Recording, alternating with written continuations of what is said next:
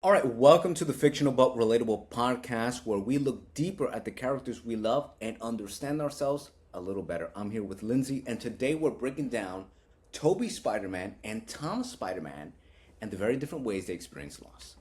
So, Lindsay, it's good to have you here again as usual.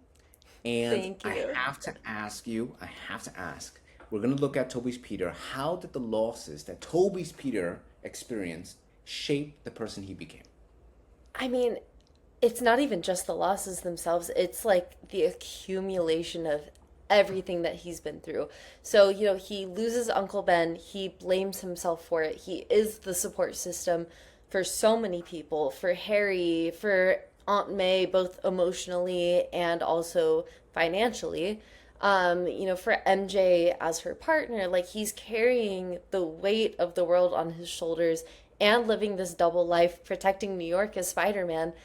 And then also because he's protecting New York as Spider Man, he's then having to like have another layer of protection of protecting MJ because if people know that he's Spider Man or that MJ is Spider Man's girlfriend, then that adds more danger to her. So it's this whole like muck up of things that have just shaped this like insecure, stressed individual that just like he never gets to rest. He never gets to chill. It's constantly, just like negative self talk, but also like high expectations for himself. Right, and it's interesting that you say that because when you think about how it shaped his, personality and him as a person, we think about two situations. We think about Uncle Ben, and obviously that's something that weighs on him. But the thing with Uncle Ben is that it's a tragic thing that happened, but then it ends, right? It's tragic, but it Hmm. ends. Now with Harry though, that's continuous, right? Like how he has to manage that on the daily, and then the daily Yeah, guilt that he has for Uncle Ben. and with Harry too, it's not it's like a multitude of things. It's he's dating the girl that Harry was in love with. Granted, he was also in love with MJ, but he's they're into the same girl. He's competing, or Harry is competing for his dad's attention, but here's Peter, this like science genius, so of course Norman's interested in him. So that's another layer. And then you throw in the fact that like Peter has this like wonderful support system that Harry doesn't have. And then Mm, Harry loses his father at the hands of Peter, which granted, it much like Uncle Ben was an accident, but that's something that Peter blames himself for, is stuck with this knowledge of, and like he can't go to Harry about it, and Harry keeps coming to him about it, but what can Peter do? All he has to do is lie, lie, lie, and Spider Man is taking the brunt of it, but he is Spider Man. So there's just so right, much layer and nuance to even just the Harry of it all that, like, yeah, right. Peter is very insecure. He feels very guilty about all of these things that he's blaming himself for. And that translates into the way that his body is feeling, the overwhelm, the overstimulation of the spidey senses, it all is related. Right. And I think with you saying that, this could become like, something that we could dive into with Harry, like the trauma that Harry has to go through, Yeah. right? And everything. Because, that the story doesn't really go into that. And I'm not going to segue into that, but it is interesting to also consider like the trauma that he goes through. But now if we switch it and we say, okay, we can empathize with Toby's Peter, that's a lot. Um, the same question is now asked for Tom's Peter. How did his experience, because it's totally different from Toby's, right? So how did Yeah. that loss shape him differently? Well, I mean, so you figure Toby is like suffer in silence, but he has a potential support system, right? You Mm, have Tom's Peter, who at first kind of starts suffering in silence, but then evolves to being able to share this side of his life with Ned and MJ and Aunt May. And then he loses all of that in one go. I mean, it's like the same 24 hours that Aunt May dies. And then he has to choose to give up not even just Ned and MJ, but the entire world knowing who he is. That's intense. That is so much. And then coming from that, you see him as a teenager experiencing that. And now, 5 years down the line for Brand New Day, he's, college age. He's doing it all on his own. He's living in like a crappy apartment, sewing his own Spider-Man suit, coming up with his own, AI to be able to operate and have the support system. But like ultimately, he doesn't have anybody. He's watching every other person his age, live outside of a glass window. He's like just an observer with no support system. He's throwing Yeah. himself into his work, throwing himself into, saving New York, sometimes to the And detriment that's a big job. of, That's not yeah, easy. that is a big job. It's And a that's big city. sometimes, it's, yeah, a big city. As Yelena would say, small potatoes to most superheroes, but most superheroes have some sort of support system. For him, he doesn't have anything. So he's, Right, right. I mean, the man takes, I don't even know, we don't even know how long he was stuck in that like man spider web cocoon stasis. But I mean, he comes back and I think it says he has like 500 missed calls, and all of those are just, crimes that happened that he, had he been conscious, would have tried to stop. His body is literally falling apart on him. So, yeah, it's So a let me lot ask you of then, weight.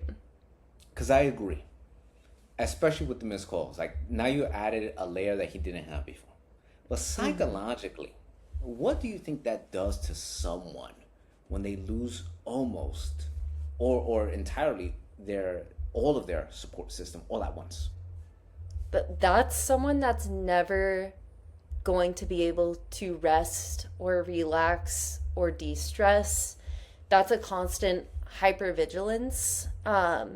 Even losing those people, there is still that need to protect those people. He's still monitoring Ned and MJ from a distance, but he still has eyes on them at all times as much as he can.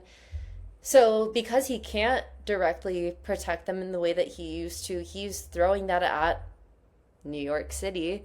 Um, so, he's not listening to his body. He's not, dropping his shoulders. It's just go, go, go, go, go until your body is falling apart and can't anymore. There's the scene with Yelena in the bathhouse where, she's telling him just like relax a little bit, get in the water, let's have this, like work conversation, but like, hey, it's chill, small potatoes, it's nothing. Right, And right. he can't even relax for like 5 minutes. That's not good for your body. You know what? It's crazy because as you mentioned that, it makes me think, you know, obviously this is a fictional character, but when you're telling me this, I'm thinking about real people. I'm thinking that there's real people out in the world who, they're not a Spider-Man. They're not any of the fictional characters that we're diving into, but they're going through a lot of stuff, right? And Oh, yeah. so, in your mind, how do you think that they can take this experience from Tom and say, look, I'm not in that situation, but I'm also stuck. I also lost my support system. What do you think they can use to kind of help them navigate their own life if they can relate to Tom's Peter? I mean, not even just Tom's Peter, but Toby's Peter. I recognize a lot of myself in them. I am very much someone that like I don't like to rely on people a lot, and I love when people rely on me, but I don't advocate for myself or my needs or speak up. And then ultimately that ends up being a detriment to, my well-being and my health, because I'm taking on so many other things and not listening to myself. But as you know, because we're friends and we work together, I do nowadays try to advocate for myself a little bit more. If I'm not feeling well as someone with a chronic illness, my body starts freaking out. I'm like, okay, hey, I need to not push myself towards, a limit. And I think that's absolutely something that like Toby and Tom's Peters need to do for themselves, is say, hey, Right. like I'm overwhelmed or my body is freaking out and I'm becoming man spider and I'm overstimulated. Maybe I just need to take like 5 minutes of like peace and quiet and just shut the world out for a second and Mm, listen to myself and figure out what my needs are, and then figure out, okay, how do I either utilize the support system that I have, or in Tom Peters' case, he doesn't have a support system. So then what support can I find for myself outside of this support system that I just lost? mm, mm. I agree. I agree with that. And I think, it's interesting because then when we look at Toby's Peter, we see that he doesn't experience that same situation. But for him, the question is what happens when years of, accumulated struggle, finally catch up with you? Yeah, I mean, it on the one hand, it had to be heartbreaking to see Harry turn into the goblin, and have that like big secret revealed of, hey, Hmm. Peter, Spider-Man, same person, and your dad, I was there, I know what happened. But on the other hand, that has to be like some bit of relief to it, because that's like one less secret on the table. That's one less thing to carry. And yeah, in a way, it is a new thing to reckon with, because now you're losing your best friend to the insanity of the goblin mask, and the persona. But like, there's so much nuance to it of like, okay, but now he knows, now it's out in the open. Where do we go Hmm. from here? And Right. unfortunately, in that case, there really wasn't any going back. Harry's too far gone at that point. And again, we could absolutely get into Harry at another time, because there's Right. a A lot going Harry on there. episode. Harry Yeah, episode. Harry episode. Oh no, not one of my favorite characters.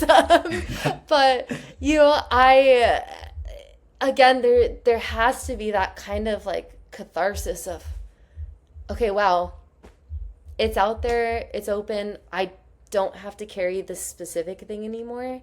Even if Hmm. there is maybe like a new thing that's being brought on, I think personally for me, I'd be like, okay, that's done.